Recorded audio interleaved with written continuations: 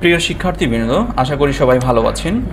আজকের ভিডিওর আলোচনার মূল বিষয় হচ্ছে যে যারা হাতে টাইপ করতে অভ্যস্ত না, অর্থাৎ টাইপ করতে তারা স্লো অথবা টাইপ করতে অনেক কষ্ট হয়, তাদের জন্যই আজকের এই ভিডিওটি।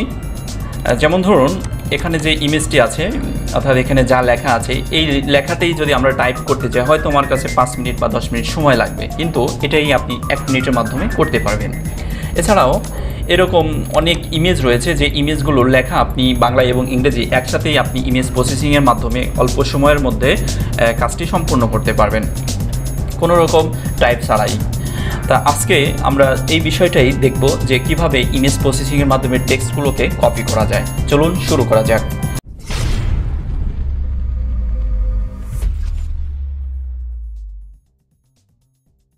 আমি মাউসের রাইট বাটন চাপ দিয়ে একটা ফোল্ডার তৈরি করে নিচ্ছি এখানে, যেমন কনভার্ট টেক্সট, কনভার্ট।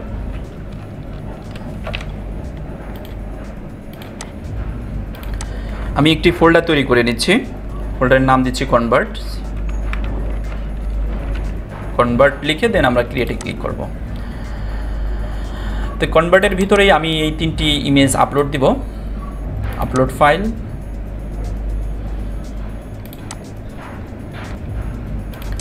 আমি একটি ফোল্ডার তৈরি করে নিচ্ছি, ফোল্ডারের নাম দিচ্ছি কনভার্ট। কনভার্ট লিখে দেন আমরা ক্রিয়েটে ক্লিক করব। তো কনভার্টের ভিতরেই আমি এই 3টি ইমেজ আপলোড দিব। আপলোড ফাইল,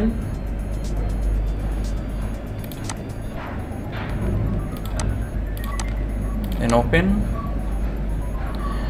যাদের ইন্টারনেট স্পিড ভালো, হয়তো তারা দ্রুত কাজটি সম্পূর্ণ করতে পারবেন।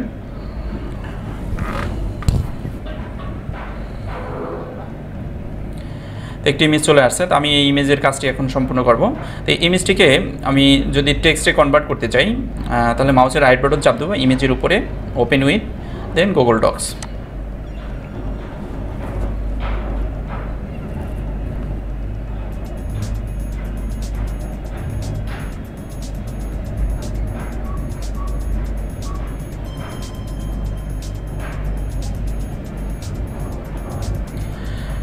এখানে লেখা আছে, দেখেন, প্রতিটি শিক্ষার্থীর জন্যই হাতের লেখা একটি গুরুত্বপূর্ণ।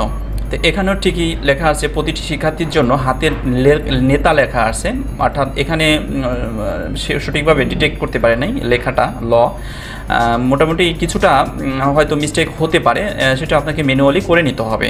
তো এই লেখাগুলো যদি আমি মাইক্রোসফট ওয়ার্ডে ব্যবহার করতে চাই, তো প্রথমত এটাকে আমরা কপি করব, কন্ট্রোল-C কপি করে মাইক্রোসফট ওয়ার্ড ওপেন করব। তো ওপেন করে আমি পেস্ট করে দিচ্ছি, কন্ট্রোল-C-V। তো পেস্ট করার পরে দেখেন এখানে হুবহু লেখাগুলো এখানে চলে আসছে। চাইলে আপনি এটাকে ফরম্যাটিং করে সুন্দরভাবে সাজিয়ে গুছিয়ে ব্যবহার করতে পারেন। এরপরে আমরা দেখব পরের যে ইমেজটি আছে সেটি। তো পরের যে ইমেজ আছে, এটা সম্পূর্ণ একটা ইমেজ, অর্থাৎ এই ইমেজটি আমরা যদি এখন প্রসেস করতে চাই, টেক্সটে কনভার্ট করতেছি।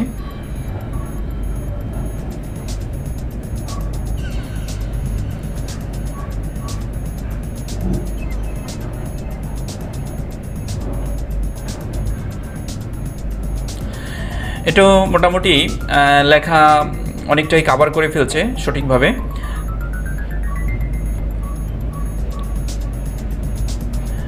ওকে, এটাই হচ্ছে আমাদের প্রতিষ্ঠানের অ্যাড্রেস এবং যাবতীয় তথ্য মোটামুটি এখানে রয়েছে এই ইমেজের মধ্যে। সেম একইভাবে আপনি কপি করে আপনার ডকুমেন্টের মধ্যে আপনি ব্যবহার করতে পারবেন। এছাড়াও যদি আমরা ইংরেজি এবং বাংলার কম্বিনেশনে যদি কোনো ইমেজ প্রসেসিং করতে চাই, যেমন এটা একটা প্রশ্ন, গুগল ডক্স।